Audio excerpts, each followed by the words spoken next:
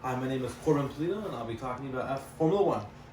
Now, have you ever heard of Formula One? If not, I'm here to tell you and here to explain about what it is.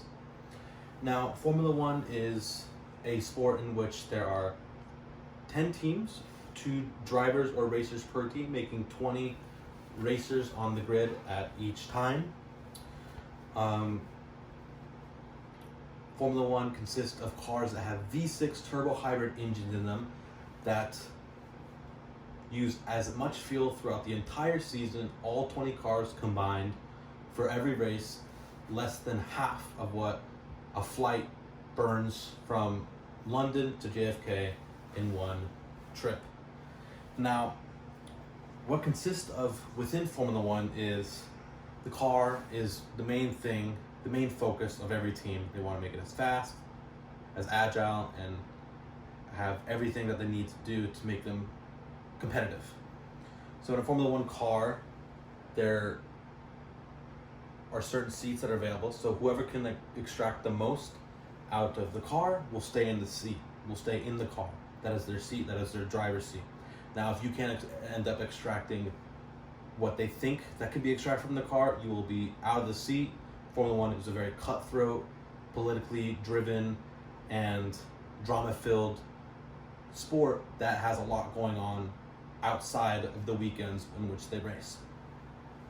Now, every Saturday before a race, which races are on Sunday, they qualify, and throughout the qualification is whoever is the fastest on a Saturday will end up going to the front of the grid. They will start in first.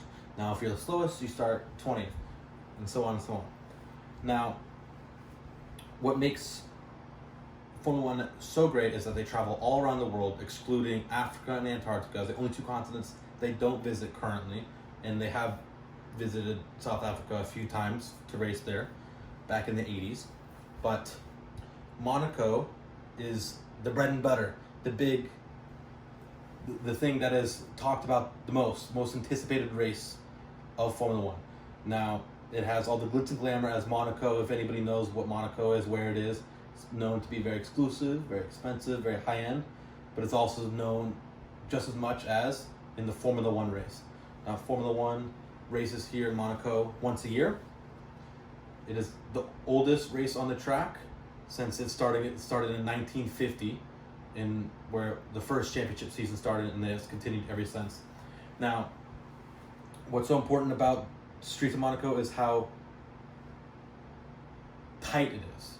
It's very difficult to traverse and to get that done and correctly. Now, what makes Monaco very special is that it's very difficult to overtake throughout the street circuit. Now, it's a street circuit because, well, it is a street.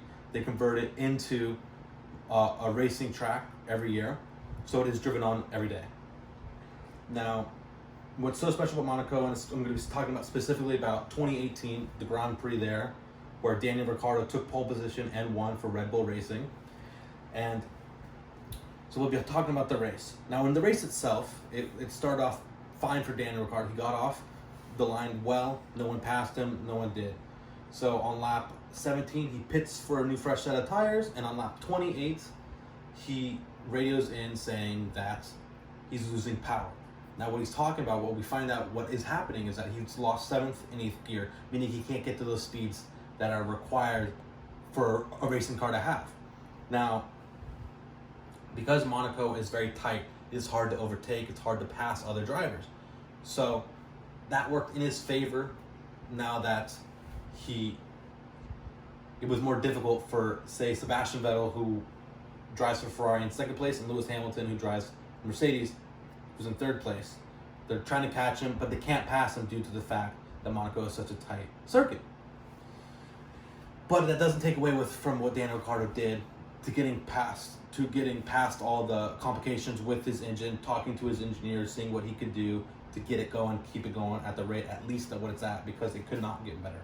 Now, in 2018, he did hold on to those 78 laps and get 1st place, which was one of the greatest drives throughout history, I think, personally, and what many people think, that he didn't have a lot of what everybody else had, and he made it work, make him cross the line first. And that was his 7th and most recent race victory, and what makes it so great is that only the greats are winners of Monaco. So, in conclusion, that was one of the greatest races in recent history. Now, F1 is a highly skilled, political, and drama-filled sport that is full of excitement and anticipation that creates epic moments like this race itself, and making it my favorite sport and also my favorite race of recent times.